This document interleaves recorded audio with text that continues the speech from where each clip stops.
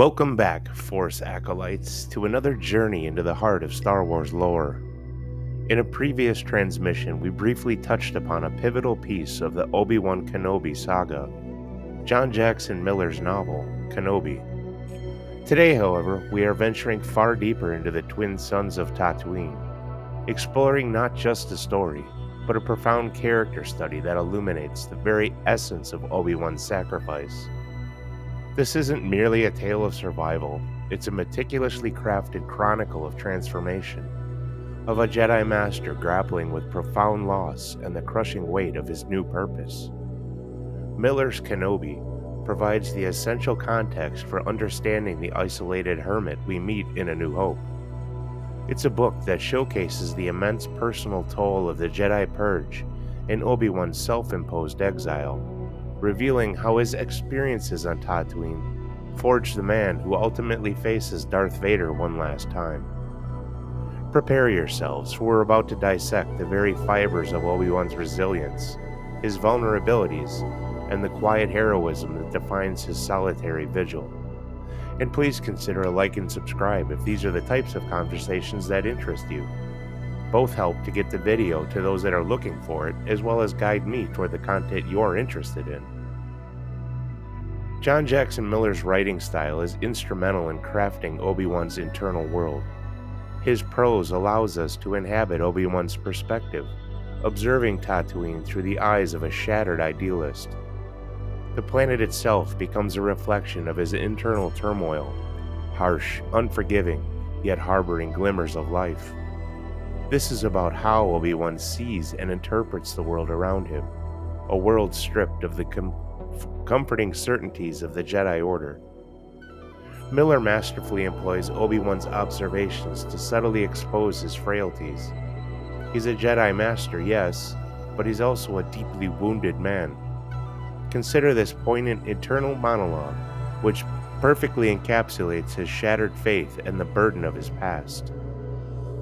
His purpose, after all, was to watch, to wait, to keep hope alive.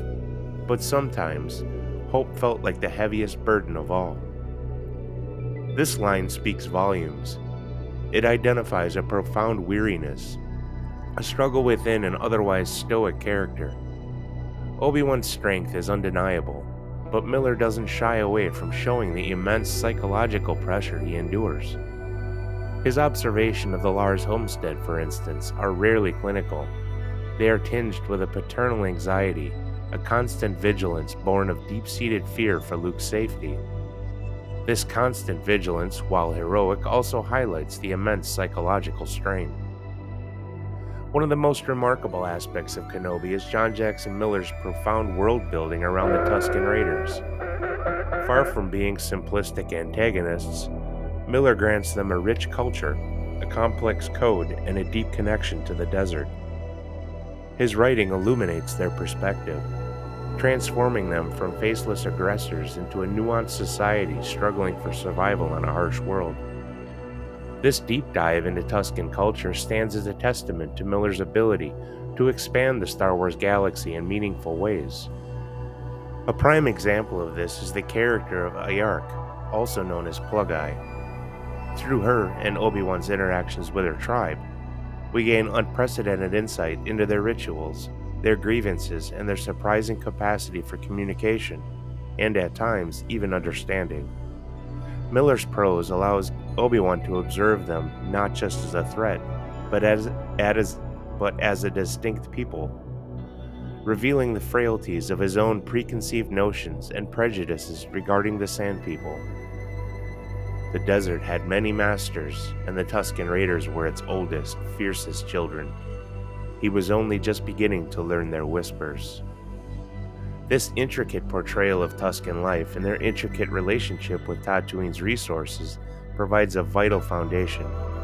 It's a portrayal that was beautifully echoed and expanded upon in the Book of Boba Fett, demonstrating how Miller's early work laid the groundwork for a more empathetic and detailed understanding of this iconic yet previously mysterious species. The interactions in Kenobi highlight the constant tension between protecting the settlers and respecting the indigenous inhabitants of the planet, a conflict that deeply challenges Obi-Wan's Jedi principles. The novel consistently reminds us of the profound personal sacrifice Obi-Wan makes. He has forsaken everything: his identity as a Jedi general, his connections to the Order, even his own name. He adopts the moniker Ben, a deliberate shedding of his former self, a symbolic burial of all he once was. This is a psychological transformation. The weight of his self-erasure is articulated powerfully in moments where his past bleeds into his present. He was no longer General Kenobi. He was Ben, just Ben, and the silence of that truth was sometimes louder than any battlefield. This highlights the crushing loneliness and the constant internal battle he wages to maintain his new identity.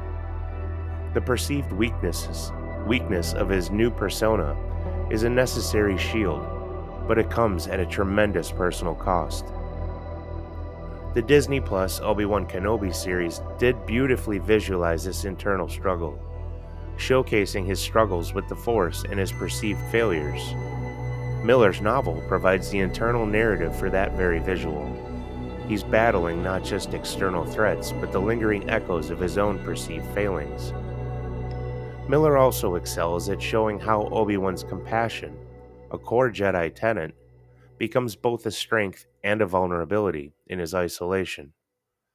His interactions with the moisture farmers, and indeed his complicated encounters with the Tuskens, reveal a man who cannot entirely divorce himself from the needs of others, even when it jeopardizes his mission. This inherent goodness, a hallmark of his character, constantly pulls him back into the affairs of the mundane, making his isolation even harder. The true brilliance of Kenobi lies in how it meticulously lays the groundwork for the Obi-Wan we can encounter in A New Hope.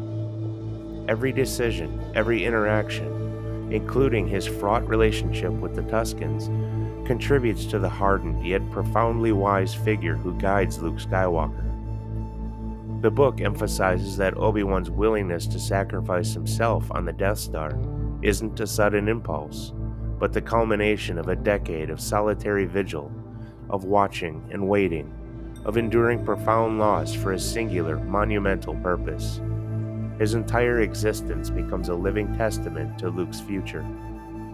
Consider this passage, which illustrates the unwavering nature of his commitment, even in the face of despair. There was no turning back, no escape, not for him. His fate was intertwined with the boys, and he would see it through, whatever the cost.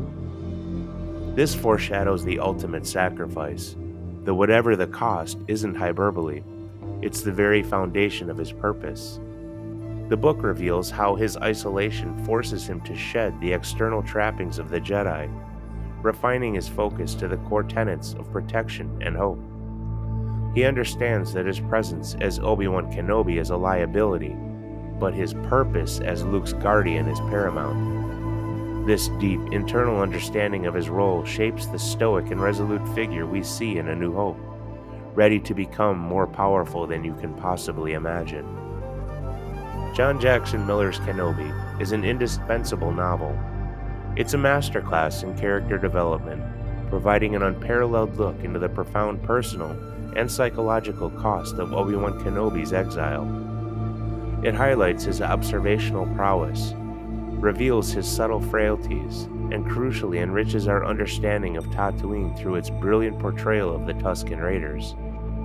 Ultimately, it builds a powerful foundation for appreciating the depths of his sacrifice in A New Hope. This is a poignant meditation on duty, loss, and the enduring power of hope. If you haven't read Kenobi, I urge you to pick it up. It will fundamentally alter your perception of Obi-Wan, deepening your appreciation for the silent guardian who watched over the galaxy's last hope. Thank you for joining me on this deeper dive. Smash that like and subscribe, and may the Force be with you.